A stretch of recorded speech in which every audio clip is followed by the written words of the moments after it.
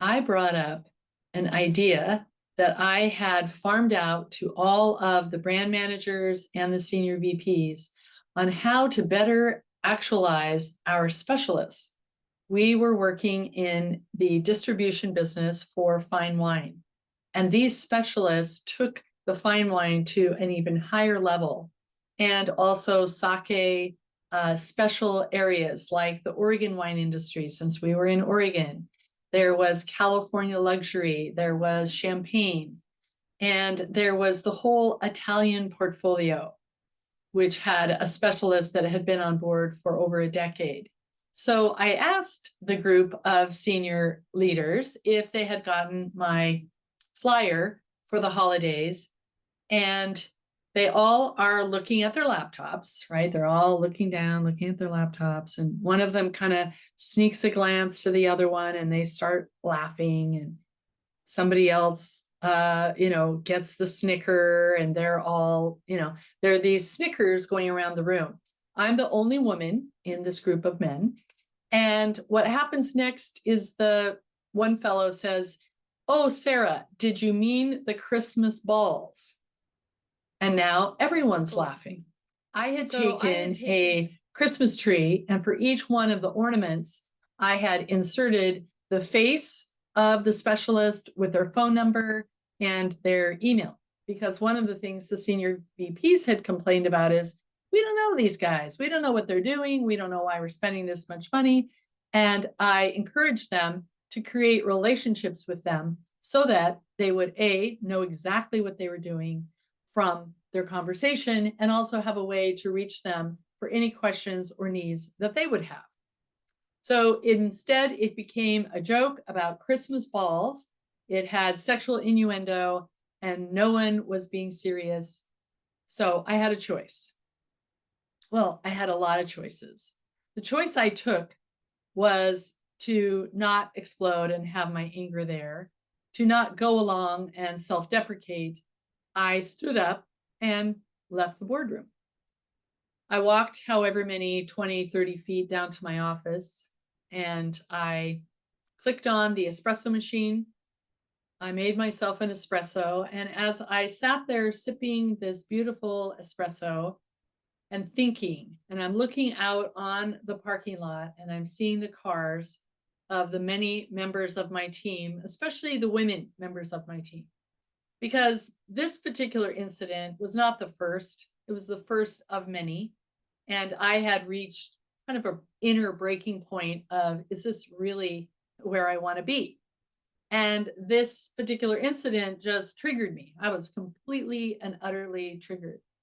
And I wanted some time to think and emotionally manage myself so that I could go back in the boardroom or walk out the front door. Really, in my mind, those were my two options.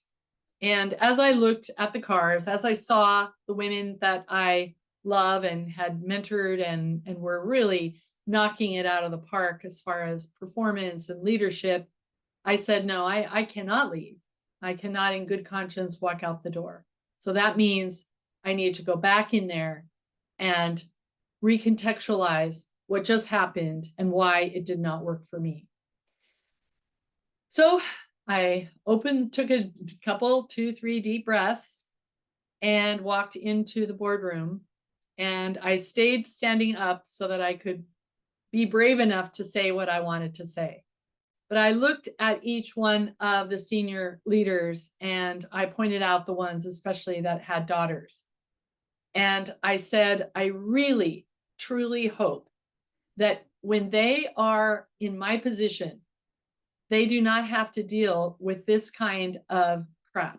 And I didn't use that word, but yeah. And that instead of using opportunities like this to make sport, that you actually took accountability, because our leader, our executive VP, had asked us for new ideas, new ways to actualize, and new ways to activate people that were on our payroll that we weren't using to their greatest and highest use. So that's what I was doing, and it became a way to make a joke and have some fun at my expense. So Some of you out there listening might say, well, why don't you just go along or have a good laugh or ha ha ha? Yeah, it was because of sort of all the real estate that had gone before. So instead, I appealed to their higher order and their children and their family. Do they want this to keep perpetuating? Do we want to keep marginalizing women and, obfuscating their ideas and demeaning them, marginalizing them? So I sat down at my desk. I took another deep breath. I did not cry, didn't even come close to crying. I was emotionally managing myself to say, I'm not leaving and you don't get to get away with this. So the executive VP spoke and he apologized on behalf of the group that they had been talking about. They had been talking while I had been out of the room. And what I learned that day was a couple of different things. One, I had a lot more personal power than I was giving myself credit for.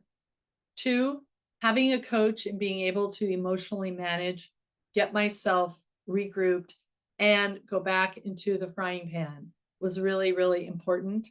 And thirdly, would be by the end of that meeting to realize this is my team. This is team number one, as Patrick Lencioni says in his 5 dysfunctions of a team. These are my cohorts. And how can I better get along with them? How can we work through our hurts and our triggers and come to some new understanding and new behaviors that are going to benefit everyone? I hope my story helps you. Love to hear in the comments below what you learned or what you would ask me to talk about in the future, because I'm really open to sharing any and all stories. And also, what have been your successes? What have been your ways of breaking through? Have a great day out there. Stay strong, stay brave, and keep your lenses wide open. Don't miss it. Bye.